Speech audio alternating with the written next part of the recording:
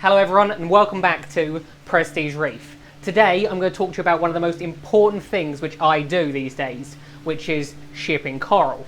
Now, in some countries, shipping corals and receiving corals by delivery is a pretty common occurrence, whereas in the UK it's not actually that common. And there's still quite a lot of nervousness and animosity over it, because obviously people don't want to lose their corals. Now, I did quite a lot of test runs when I first started shipping corals, so I want to show you in this video basically what I learned. With the original test runs, they didn't all go well. Luckily, I was shipping to myself, and then some of the very first customers I had, there was a couple of issues with shipping corals, but anything that died I replaced because I accepted it was my fault, and I knew that there was going to be a period of time where there could be like a learning curve. So I want to basically teach you what I learned so that you don't have to go through that same thing, because shipping corals these days is like shops do it, and online sellers do it, and even hobbyists now are doing it quite regularly. So if I can teach you what I did or where I went wrong, hopefully it'll stop you from going wrong. There's that. The other thing that I will show you is I'll probably give you a little coral update. I got some new coral the other day myself. They're not for sale because I actually quite like them and I want to propagate them. And then yeah, so I'll show you that first, and then I will take you inside to show you how I ship stuff.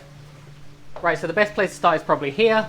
This is where I keep a lot of my obviously more special mushrooms, which I plan to grow out. So these are obviously the uranium bounce mushrooms at the moment, which I've got quite a few of. I actually have quite a few more because I decided to frag them recently.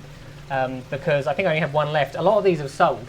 Because we're in lockdown at the moment, a lot of people actually want to come and collect, especially when obviously they're that expensive. I've done some frags of xenia, which for some reason is not pulsing at the moment, but as you can see there, that type is pulsing. And then the reason I brought you over here is because this is what I picked up. Now, for most people, this isn't anything special. They'll just say, it's an orange mushroom. But this is a jawbreaker, which are actually very rare in the UK. It cost me a lot of money, but for someone that loves mushrooms, and mushrooms are sort of my thing, I absolutely love mushrooms, especially like the fancy ones, it'll be worth it. Now, jawbreakers take an awful long time to propagate because, one of the reasons they're so expensive is I think, I don't know if this is 100% correct, but it takes a year or two before they start giving off babies, is what I've been told. Now that might not be correct, so the people in the comments will probably know better than me. But yeah, they're definitely one of the ones which are harder to propagate or slower to propagate than some of the others. And as you can see, there's a little bit of red on there. Now, as the mushroom grows, the red will get more prominent. So it's sort of like a bit of a gamble because you don't really know what it's going to look like until it gets bigger. But hopefully it turns into something really nice. And the other mushroom I got, which you can't see very well from there, is a kryptonite mushroom. Again, that's very small, but I put them in here to grow them out, and then hopefully it does well. I've also got a couple of recordias, which are both in this tank, and then obviously I've got some over there in this tank. I don't believe they're on the website yet, or if they are, they're not in stock, but I will put them in stock pretty soon. I also picked up this, which I was told was a Dragon Soul Favia, but I'm not 100% certain it is a Dragon Soul Favia because these are the other Dragon Soul Favias which I have. Now, although it might not look like I've sold many of these, I've actually sold a ton of these, and what I've actually done is a lot of the bigger pieces I've fragged down to single polyps because they seem to be the most popular on the website. Yeah, after last week's video, I had like relatively little interest in them, and then when I obviously did the video of fragging them, all of a sudden they became very popular. And then this little mushroom here, before this was one big mushroom, and then as of I think a couple of days ago, it started to split down the centre. So that's good.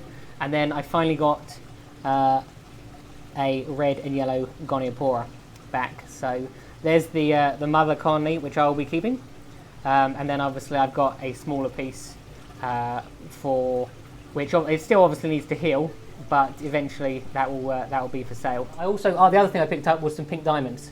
So the main thing that I wanted from the person was the two mushrooms. So these all came together. Now I've already got a load of pink diamonds in the Red Sea tank, so I wasn't massively interested in them. But the guy just wanted to shut his tank down, so I got a pretty good deal for these and the Goniopora and the Dragon Soul. So, but as I'm keeping the Dragon Soul myself because I actually really like that Dragon Soul. Yeah, the Dragon Soul was one which I didn't really expect to. I thought it was just going to be something extra that I would just take, but it's obviously something which turned out better than I expected. I also got a little rat which I put in the Red Sea tank. Now, people all the time ask me what Zoas I have in. And they quite regularly see these ones in the video and ask if I'll sell them. These are the Zoas which I'm going to be propagating myself eventually. As you can see, I'm not big on Zoas. I've never been big on Zoas. These are the only Zoas which I have. But once the other tank is up and running, I will get into Zoas in a big way. Basically, every single type of Zoa there possibly is, I'm going to want because I want to be able to offer it to you guys. Some more of the orange ones went out this week, but again, same with the mushrooms. Because we're in lockdown, a lot of people want to pick these up. So what I learned from the last video is that most people want to have cheaper frags, which are smaller, rather than larger frags, which are more expensive. So a lot of these will be fragged down. I have already started fragging some corals down into smaller sizes. And the reason for this is because people have a set limit of what they want to spend. And usually people want to have much more variety to maximise the amount of money and then grow it themselves rather than trying to start big. Obviously there are the exceptions. Some people have very large tanks, so they don't really want to start with something small. Eventually I will try and cater for everyone. There's a little piece there which is quite a rare piece, which is actually a grafted digi. I've only got two little frags there at the moment. You can't actually see it very well. Let me see if I can give you a better view through there. Yes, that's actually a grafted digi, and it is growing, but it's not growing as fast as some of the other digis I have, but I'm just waiting for it to take off, basically. The other thing I've started to do is frag some of my SPS corals, which, as you can see, I've done here. If you watch my last couple of videos, you'll know that the SPS was having a bit of a rough ride recently with this system, but it seems to have passed that now, which is why I wanted to get some of the corals out. And then I've also got a couple of LPS here as well. So obviously there's a Sophastria Leptoceras, which is a sun god Leptoceras, and then at the back is a couple of Sophastria Decadia. So yeah, that's pretty much it. I'm looking forward to these acros coming back up. Again, they're just starting to almost, well, they went brown, and as you can see, they're not brown anymore. So they're definitely on the comeback, and then once again those will be on the website too. Right, that's it for today's update on how the corals are doing. So let me take you inside to show you how I ship them. It's well worth watching, even if you're not planning to ship them right now. The reason is it's, as I said, it was. Mindy's just messaged me while I'm filming, and she's distracted me because she sent me a message saying, sort out your sideburns. Obviously we're in lockdown, so I haven't been able to get my hair cut for ages. So my hair is starting to get absolutely wild. So I think it's been about 2 months that I had it cut. So, but yes, she bullies me all the time. So I'm going to leave this in the videos so people know how you bully me. So, but yes, anyway, as I was saying, I'm going to take you back inside. I'm going to show you how I ship the corals. It hasn't been an easy process shipping them, as I said, and it's well worth watching, even if you're not planning to ship them now, because hopefully it will help you out in the future. So yeah, let me take you inside. Right, so let me go through what materials I use. The first thing you're going to need is a polystyrene box. The ones I prefer, although I think people do use single wall ones, as you can see I use double wall ones just for extra insulation. The next thing you're going to need is something to transport the frag in. So what I use is urine sample containers. So I think the company I buy urine sample containers from thinks I have a pretty significant bladder infection, considering I order them about 200 at a time. I use a piece of foam to hold the frag in place, which you'll see in a minute. There is bubble wrap, just because it adds more insulation. And then the final thing that I use is these heat packs. Right, now this is the first bit of information I'm going to give you, which could be very useful for you if you decide to do this yourself. Now, I firstly use the 40-hour heat packs. There are cheaper ones which are for less time. Now, the reason I only use 40-hour heat packs is because they burn slightly cooler than the other types. And the other thing you need to know about heat packs is that there is a spike when they very, very first are activated. So they burn hot for a period of time, for the first, I think it's about an hour and a half, and then they stabilize at a lower temperature than when they're first initiated. Now, the reason this is important is because what you want to do is you want to warm your heat packs up about an hour to an hour and a half before you actually put it in with the corals, so that the corals don't have to experience that heat spike. Because obviously one of the most important things with regards to shipping corals is to keep them at the correct stable temperature. The other reason I go for the 40-hour ones is because in the event that corals go missing, which has happened before to me, generally, not always, they can survive 2 days. So it's always best, as far as I'm concerned, I'd rather spend a little bit extra money and have to worry a little bit less. So yeah, that's the reason those. So let me show you how I put it all together. Right, so once the heat pack's warm to the touch, what you want to do is you want to tape it to the lid of the box.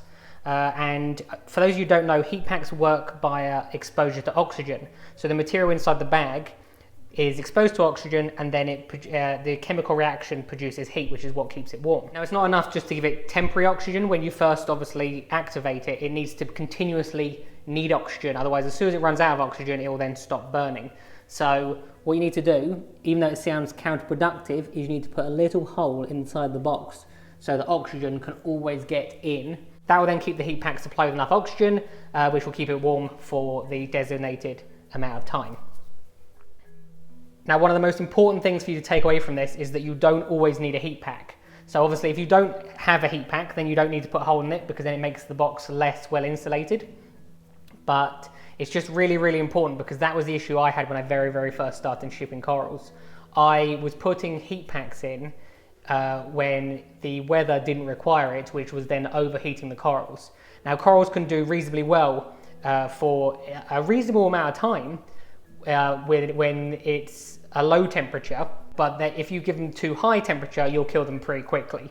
So I always like to err on the side of caution, and generally, if it's over 16, 17 degrees, I will ship without a heat pack, but I might put some extra water in there so that the temperature of the water doesn't drop as quickly. Right, so now I've got the heat pack in place, let me take you back into the mega build and show you what I do with these. Some people will probably think this next part of the stage is overkill, but what I like to do is I like to try to bag up the coral without taking it out of the water. Now, obviously, the whole point of my process is to try to make sure the coral is as stress-free as possible as it transfers from my tank to yours. So what we'll do, we'll grab one of these little hammers here. So I've got one of these little hammers, and the best thing to do is turn it upside down and then screw it directly into the foam.